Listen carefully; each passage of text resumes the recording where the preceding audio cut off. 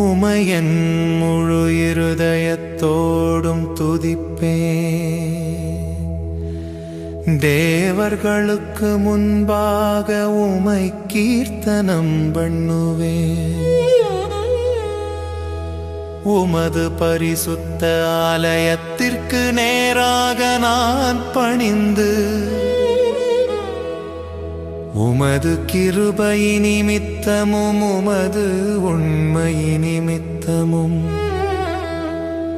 உமது நாமத்தை துதிப்பேன். உமது சகல பிரஸ்தாபத்தை பார்க்கிலும் உமது வார்த்தையை நீர் மகிமைப்படுத்தியிருக்கிறீர். நான் கூப்பிட்ட நாளிலே எனக்கு மறு உத்தரவு அருளினீர். என் ஆத்துமாவிலே பெலன் தந்து என்னை தைரியப்படுத்தினீர்.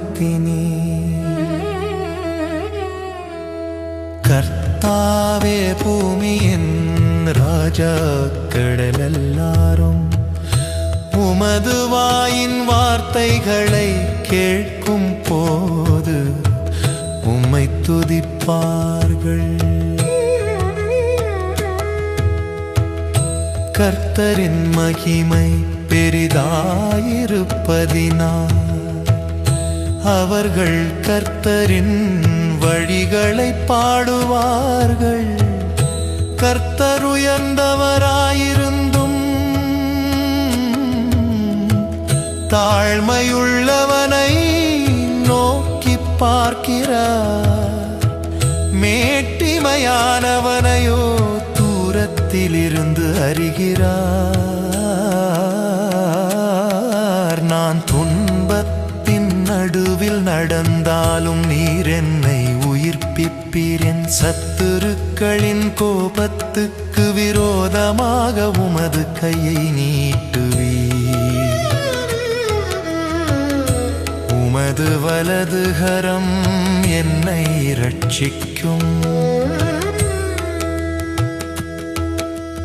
கர்த்தர் எனக்காக யாவையும் செய்து முடிப்பார். கர்த்தாவே, உமது கிருபை என்றும் உள்ளது.